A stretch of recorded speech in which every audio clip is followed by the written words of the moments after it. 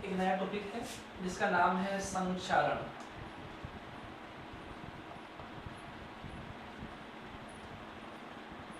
CORROSION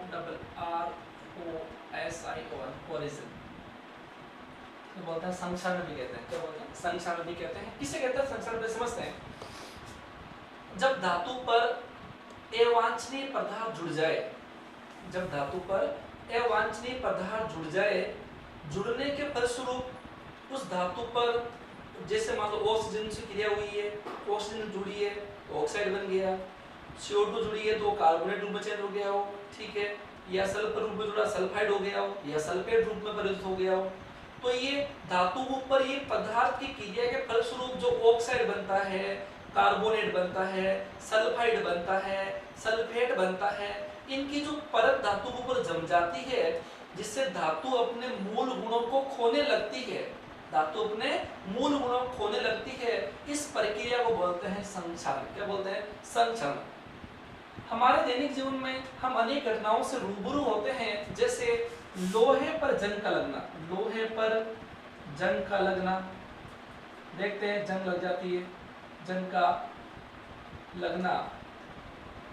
दूसरी बात है चांदी का मलिन पड़ जाना, चांदी है ना, चांदी का मलिन पड़ जाना, मलिन पड़ जाना, पड़ जाना। तीसरी बात है तांबे पर, किस पर? तांबे पर, तांबे पर हरी रंग की परत, हरी रंग की परत का चढ़ जाना, परत का चढ़ जाना, तांबे पर हरे रंग की परत चढ़ जाना। ये सब इत्यादि अनेक घटनाएं होती है जिनका संबंध किससे है? संक्षारण। किससे? संक्षारण से है।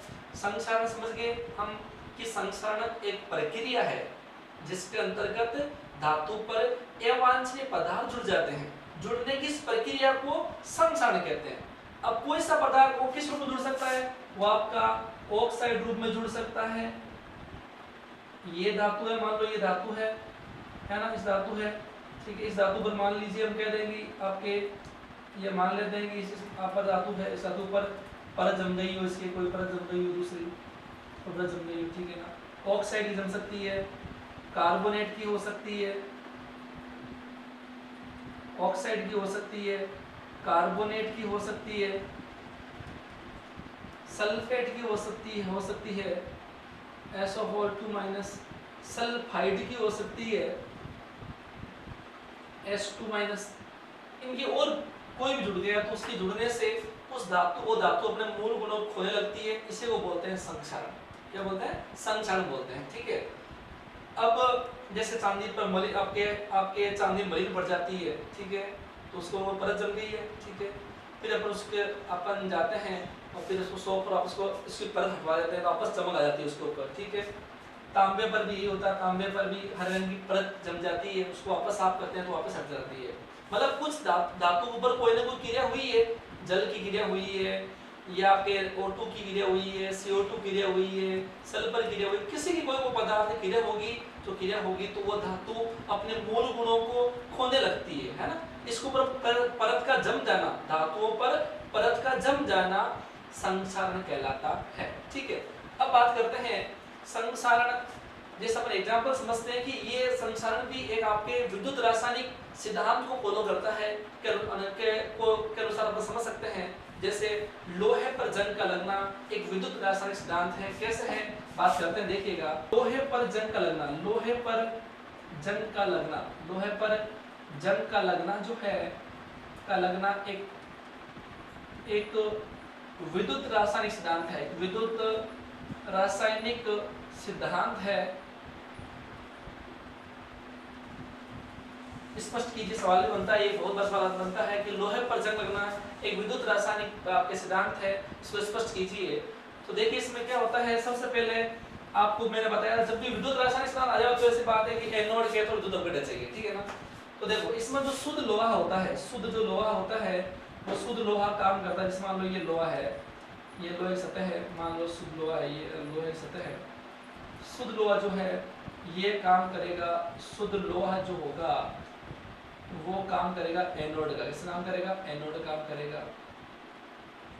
ये जिसको परत जम गई है तो वो काम करेगा अशुद्ध लोहा जो है, अशुद्ध लोहा है, इसको परत जम चुकी है, जम गई है तो वो अशुद्ध लोहा काम करेगा किस रूप में, कैथोड रूप में काम करेगा। और वायुमंडलीय नमी, नमी जो है, नमी है और आपका O2 है, वो आपके CO2 है, ये काम करेगी, विद्युत अपघट्य कार्य करेगी, विद्युत अपघट्य का कार्य करेगी, इलेक्ट्रोलाइट कार्य करेगी। ठीक है, वो समझते हैं बात को कैसे होता है, क्या होता है। सबसे पहले क्या होता है, ये जो धातु की विशेषता होती है वो इलेक्ट्रॉन त्याग द्रव्य बनाती है। तो ऐसे केस में क्या होगा, जो लोहा है वो इलेक्ट्रॉन त्याग कर देगा, त्यागने से क्या बनेगा Fe2+ और 2 इलेक्ट्रॉन मुक्त हो जाएंगे। इलेक्ट्रॉन त्यागना क्या हो गया, ऑक्सीजन हो गया। ठीक है, ये ऑक्सीजन हो जाएगा। ठीक है, ये एनोड पर, किस पर, एनोड पर। ठीक है, एनोड के रूप में काम कर रहा है। तो एनोड रूप में तो लोहा पहले सब लगे नहीं कि कोई तार लगा हुआ है, तार नहीं लगा हुआ है, लोहे पर चलना वो तार कुछ नहीं, वेट कुछ नहीं जुड़ा, नहीं वोल्टमीटर लगा हुआ है। ये समझते हैं बात को कि कैसे ये किस तरह जंग लगती है। तो ये जो लोहा है, इस लोहा ये क्या होगा, पहले ऑक्सीडाइज होगा, ऑक्सीडाइज मतलब आपके ऑक्सीजन होगा तो इलेक्ट्रॉन त्याग देगा। धातु विशेषता होती है इलेक्ट्रॉन त्याग का, धनायन बना लेती है। तो ये धनायन बना लेगी Fe2+ रूप में, फेरस आयन रूप में धनायन बना लेगी। ठीक है, अब देखो, अब इस लोहे के ऊपर आपके नमी वगैरह संपर्क में आ रही है। मैं स्पष्ट कर दूं, देखो इधर वायुमंडल में कौन क्या है, जल है, नमी है और CO2 गैस है। ये दोनों क्रिया करेंगे और क्रिया करने का फलस्वरूप बनाते हैं H2CO3। इसे बोलते हैं कार्बोनिक अम्ल। क्या बोलते हैं, कार्बोनिक अम्ल कहते हैं इसको, ये बना लेती है। ठीक है, अब ये H2CO कार्बोनिक अम्ल है, टूटेगा तो क्या बनाएगा, 2H+ आयन बनाएगा और क्या बनाएगा, CO3 आयन, कार्बोनेट आयन बनाएगा, HL बनाएगा। ओके, अब इस लोहे के ऊपर ये जो बारिश की बूंदें हैं वो आपके आ रही है। ठीक है, गिरेगी तो गिरने पर ये जो H आयन है, देख ध्यान सुनना, अब कैथोड पर क्या होगा, कैथोड पर क्या होगा, ये जो आपका इस कैथोड रूप में कौन है, शुद्ध लोहा। मतलब क्या, इसके ऊपर जो नमी क्रिया करेगी वो नमी है। नमी मतलब यहाँ पर आपके जो H+ आयन है, जो आपके नमी यहाँ संपर्क में, मान लो नमी जल की बूंद संपर्क में आई, इस जल में क्या घुली हुई है, O2 घुली हुई है।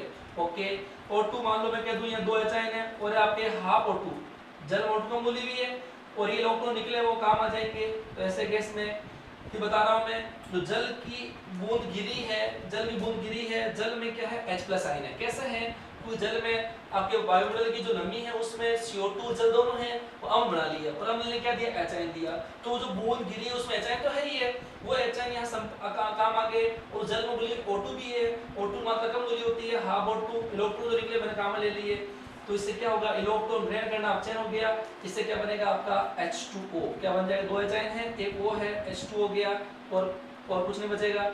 इलेक्ट्रॉन जुड़ना क्या हो गया, अपचयन हो गया, अपचयन हो गया। ओके, संपूर्ण शेल क्या हो जाएगी, देखो Fe+2H+ ion plus half O2 plus 2 electron से उत्पाद क्या बनेगा, Fe2+ ion plus 2 electron plus H2O। ये कैंसिल हो गया तो आपके फाइनल इक्वेशन क्या बच गई, आपके Fe+2H+ ion plus half O2 से उत्पाद क्या बन गया, प्रोडक्ट क्या बन गया, Fe2+ आयन प्लस आपका H2 बन गया। ओके, अब जो ये फेरस आयन है और ये जल है, बन गया आपके फेरस आयन और जल बन गया।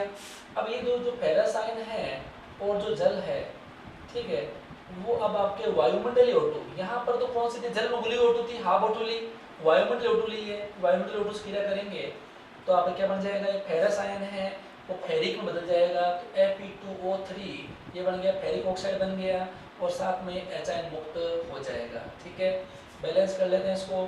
तो यहाँ पर आपके हाइड्रोजन आपके Fe कितने हैं, 2 हैं, तो यहाँ पे 2 करेंगे, 2 करते हैं तो हाइड्रोजन 4 हो गया, ये 4 हो जाएगा। तो ऐसे गैस में यहाँ प्लस का 4 करना पड़ेगा, प्लस 4 करेंगे तो यहाँ पर अपने को 2s2 करना पड़ता है।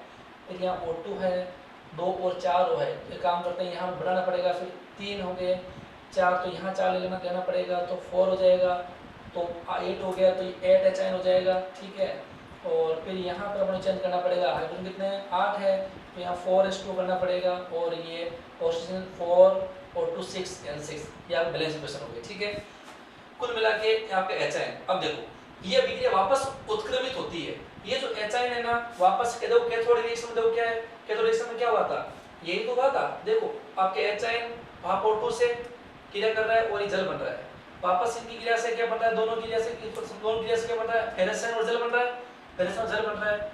वापस इन्होंने क्या किया, O2 से क्रिया करी O2 से, और ये बन गया ये। अब क्या है, Fe2O3 जो है वो जल के अणुओं से जुड़ेगा और क्या बना लेगा, Fe2O3 डॉट XH2O, ये बन गया जंग बन गया। ये पपड़ी हटेगी, जंग की पपड़ी वो हटेगी तो नीचे शुद्ध लोहा, वापस वो ऑक्साइड होगा, जल की बूंद आई, H है उसमें, O2 खुली हुई है, जल बना, इन दोनों क्रिया से ये बन गया। वापस O2 से क्रिया करेगा, ये जल बन गई H, तो वापस H वहां से भी H, जल की बूंद में H है और यहां से भी H वापस आ जाएगा। मतलब ये प्रक्रिया चलती रहेगी, इस प्रकार लोहे का धीरे धीरे से होता रहेगा। अब सवाल उठता है कि इस लोहे को संक्षारित होने से कैसे बचाया जाए, क्योंकि बहुत सारे आपके पाइपलाइन होते हैं जल के, उसको अपन कैसे बचाएं आपको, क्योंकि ऐसा होगा तो फिर दिक्कत हो जाएगी, बहुत बड़ी समस्या हो जाएगी। इससे बचने के लिए, बचाव के लिए हम क्या करते हैं, उस लोहे पर 2-3 तरीके हैं। पहला तरीका है उसको ऊपर अपन पेंट कर दें, उससे क्या होगा कि पेंट होने से वो लोहा आपके इसकी क्रियाशीलता कम हो जाएगी, ठीक है। सेकंड चीज है उसको ऊपर ऑयल का या ग्रीस लगा देना या ऑयल लगा देना, ऑयल या ग्रीस लगाने से उसके ऊपर जो जल की बूंद है वो ऊपर आपके ठहरेगी नहीं, वो नीचे गिर जाएगी, इसलिए इसको नमी संपर्क नहीं आ पाएगी, वायु संपर्क सीधे नंबर संपर्क नहीं आएगी, ठीक है। नंबर तीसरी बात है जिसे हम बोलते हैं आपके सैक्रिफिशियल प्रोटेक्शन, जिसे हिंदी में बोलते हैं आपके बलिदानी रक्षण। ये क्या होता है, जैसे हिंदी मूवी में आपने देखा होगा कि है ना, लास्ट में जब आपके हीरो आपके विलेन को एक गुस्सा मारता, लास्ट गुस्सा मारता है, वो गिर जाता है, उसके आसपास में बंदूक रहती है, इसको लगता है वो मर गया, लेकिन वो बंदूक हाथ में लेकर जैसे मारने लगता है, हीरो पर निशान लगाता है, तो दोस्त बीच में आ जाता है या कोई उसका और कोई रिश्तेदार बीच में आ जाता है, और रिश्तेदार या दोस्त खुद की जान देकर दूसरे की रक्षा करता है, मतलब खुद का बलिदान कर दिया और दूसरे की रक्षा कर रहा है, इसको बोलते हैं बलिदानी रक्षण। अब यहाँ पे इसका क्या मतलब हुआ, देखो जैसे मान लो ये लोहा है, अब यदि मैं उसको ऊपर आपके अधिक लोहे से अधिक सक्रिय धातु, जैसे आपके एपी मतलब फ्रीज आपने पढ़ी, वो विद्युत रासायनिक श्रेणी पढ़ी है, उसमें अपन ने फ्रीज से पहले क्या आ रहा है, लिथियम है, पोटेशियम है, लड़की के बाप से काका ने मांगा, क्या मांगी, अलमारी, उसमें मनी, फिर क्या मांगी, कार में होना चाहिए फ्रीज, तो फ्रीज के पहले जितने धातु है कोई ले लो, ठीक है, जमीन है, कार है, तो जिंक धातु है, यदि मैं जिंक धातु लेता हूं, अधिक क्रियाशील है जो लोहे की तुलना में, यदि उसका मैं लेपन करता हूं तो जिंक अधिक क्रियाशील होने की वजह से खुद आपके ऑक्सीकृत होकर अंदर वाले धातु के लिए एक रक्षा कवच का कार्य करती है, इसको बोलते हैं बलिदानी रक्षण, या आपके बोलते हैं आपके लोहे का गैल्वेनीकरण कहा जाता है, ठीक है। ये हो गया पूरा टॉपिक संक्षारण, समझ गए होंगे आप सभी, ठीक है। चैप्टर पूरा हो गया, ये चैप्टर पूरा है। कोई समस्या है आपको तो आप अपनी समस्या को कमेंट बॉक्स में लिखकर आप बताएं, ठीक है, कि जिससे आपकी प्रॉब्लम्स को सॉल्व करा दिया जाएगा, ठीक है। ओके, धन्यवाद।